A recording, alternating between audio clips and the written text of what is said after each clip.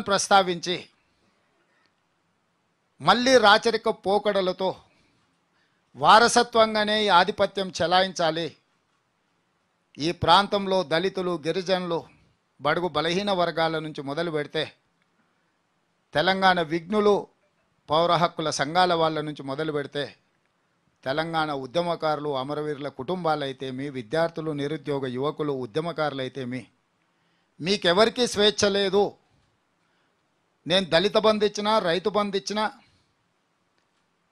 మీకు కావాల్సిన సంక్షేమం అంతా నేను ఇచ్చిన కాబట్టి నా వారసత్వాన్ని మీ నెత్తి మీద రుద్దుతా, మీరు వెట్టి చాకిరి చేయాలి, కట్టి బానిసలుగా ఉండాలి అని ఆనాడు కాసిం రిజ్వీతోని నిజాం ఎట్లయితే తన యొక్క ఆధిపత్యాన్ని ప్రశ్నిస్తే వాళ్ళ మీద సామూహిక దాడులు చేయించి వందలాది మందిని బలిగొన్నడో, వేలాది మంది ప్రాణాలు కోల్పోయినరో, చంద్రశేఖరరావు కూడా మళ్ళీ తెలంగాణ రాష్ట్రంలో తన ఆధిపత్యాన్ని, తన అధికారాన్ని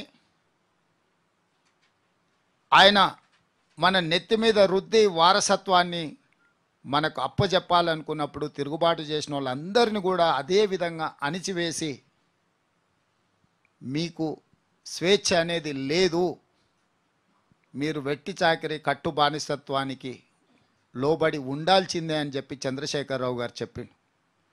వారి ఎన్నికల ఉపన్యాసాలను మీరు సరళిని గమనించండి.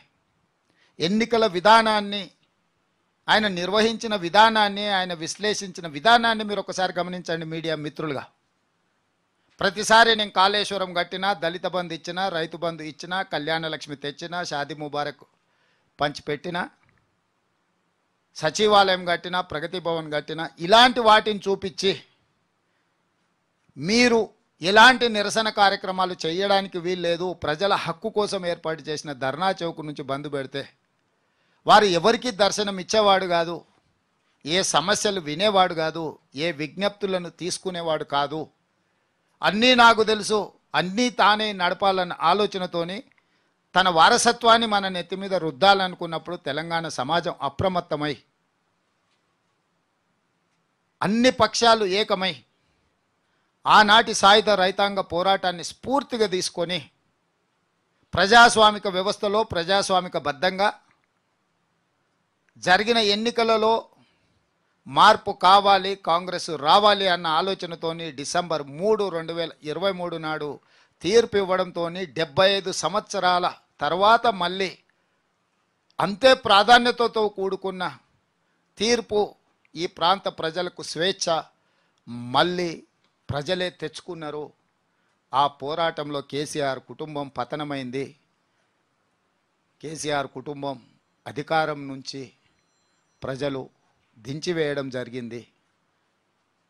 ఆ దించివేసిన సందర్భాన్ని సెప్టెంబర్ 17, 1948కి డిసెంబర్ 3, 2023కు